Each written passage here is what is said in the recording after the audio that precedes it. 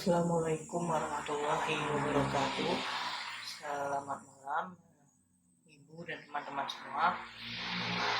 Perkenalkan, nama saya Penny Kurniawan. Saya di sini ingin mempresentasikan materi temuan 3 dan 4 tentang jenis-jenis, karakteristik, dan kelebihan dan kekurangan media dari media pembelajaran.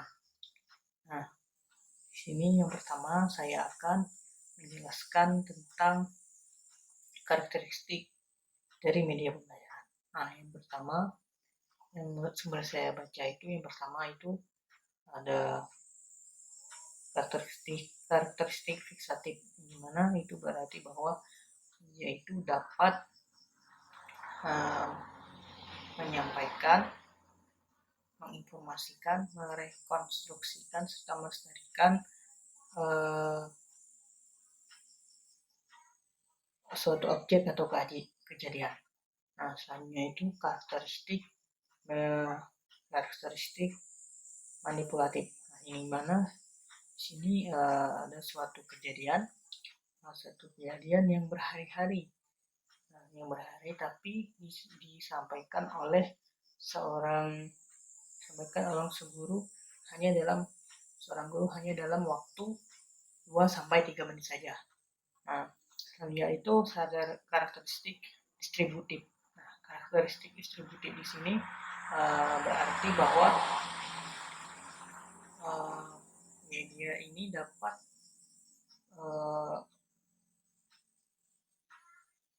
di sini media dapat berfungsi sebagai suatu objek atau kejadian ditransportasikan melalui ruang yang sama kepada siswa. Nah, itu mungkin untuk karakteristik dari media pembelajaran. Nah, di sini selanjutnya saya akan menyampaikan materi tentang jenis-jenis media pembelajaran beserta kekurangan dan kelebihannya. Nah, di sini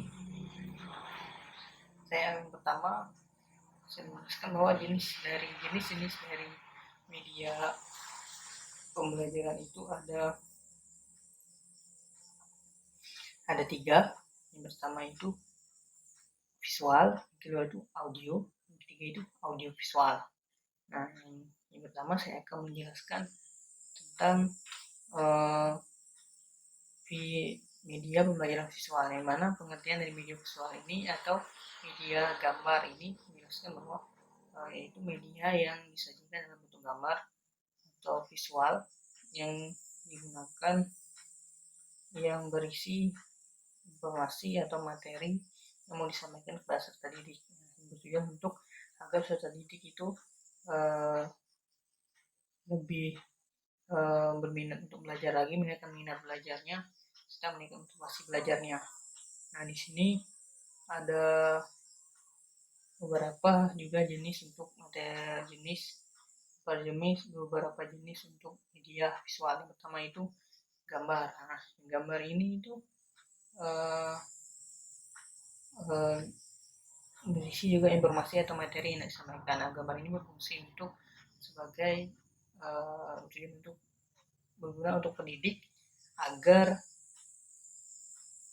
bisa menjelaskan materi atau menyampaikan materi kepada siswa melalui gambar. Nah, contohnya saja misal kita seorang guru menampilkan gambar dari teks proklamasi atau saat pembacaan teks proklamasi. Nah, di sini guru bisa menjelaskan apa kejadian atau peristiwa, makna dari peristiwa proklamasi tersebut dari sebuah gambar. Selanjutnya itu membahas tentang yang jenis dari visual ini. Yang kedua itu ada peta dan global. Nah, peta ini berbentuk 2 dimensi, global dan bentuk 3 dimensi. Nah, fungsinya itu untuk sebagai seorang tenaga pendidik bisa menjelaskan letak suatu wilayah atau geografis kepada siswa. Nah, agar dia bisa siswa itu tahu lebih efektif dalam pembelajaran. Nah, di sini selanjutnya itu ada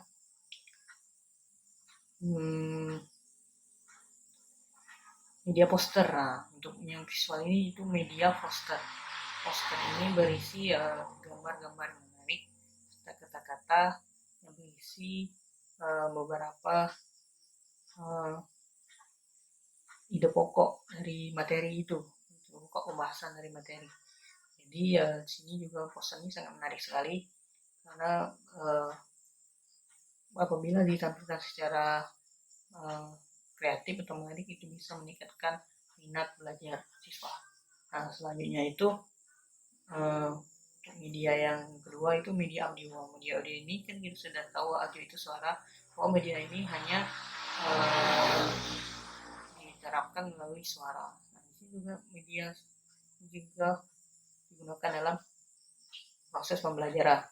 Ada beberapa jenis juga untuk yang audio ini, itu radio.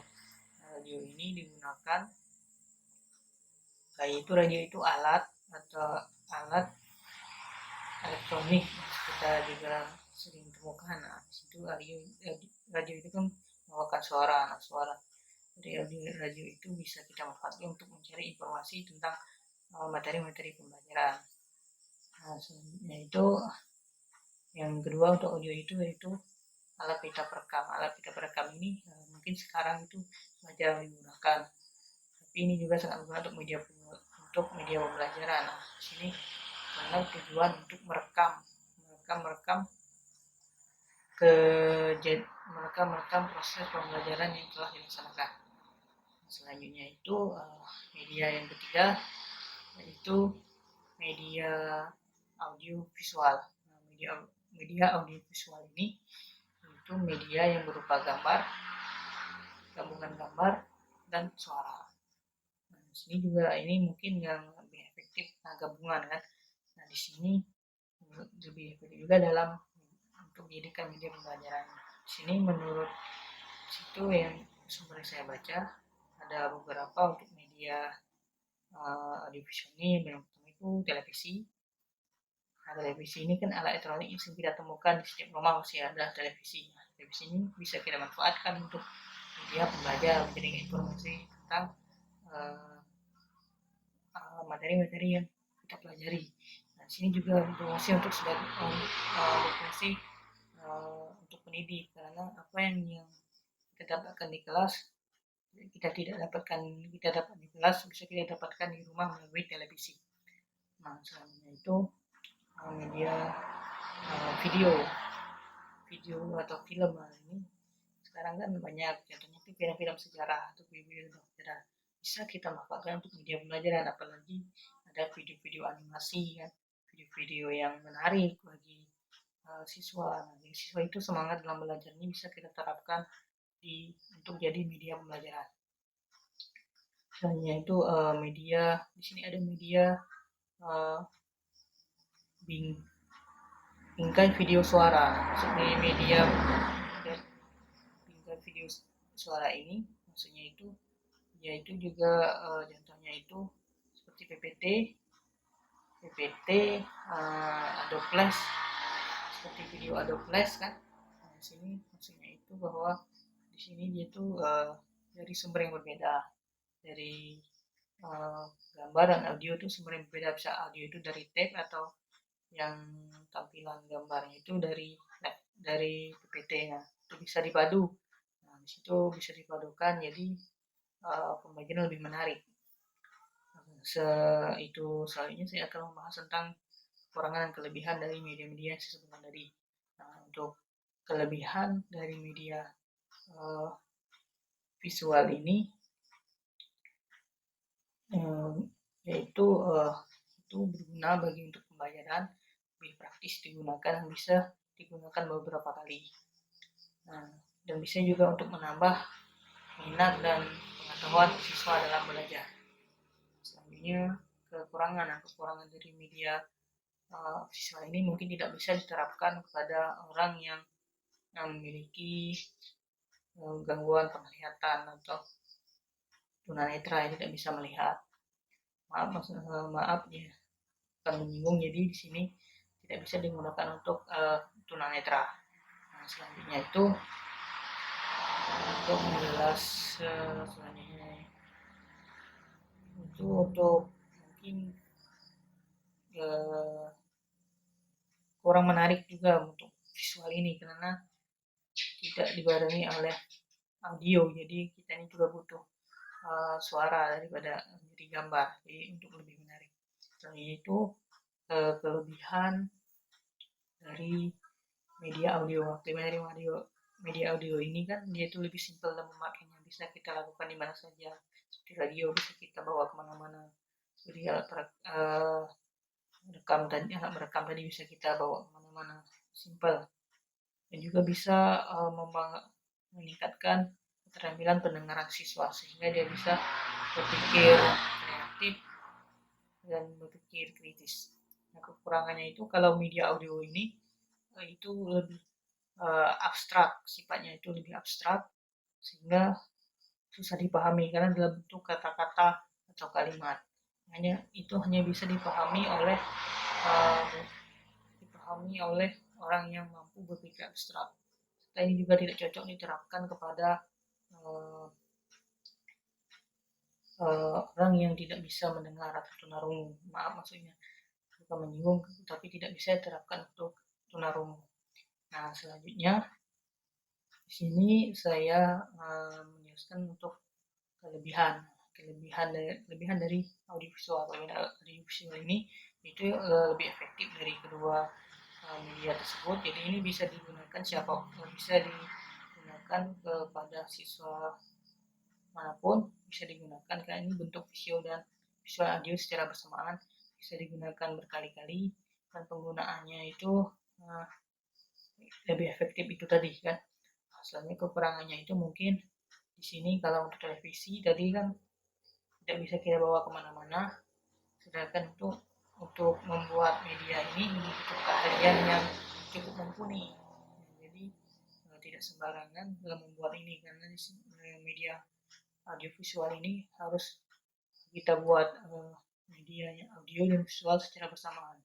Nah, mungkin itu saja yang bisa saya sampaikan. Mungkin mohon maaf bila ada kata-kata yang salah. Saya mohon maaf. Semoga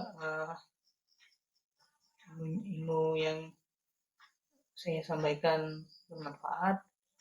Hanya itu yang bisa saya sampaikan. Terima kasih sebelumnya untuk Ibu Retno yang telah membimbing kami dan telah mengampu mata kuliah ini dan teman-teman semuanya. Sekian. Assalamualaikum warahmatullahi wabarakatuh.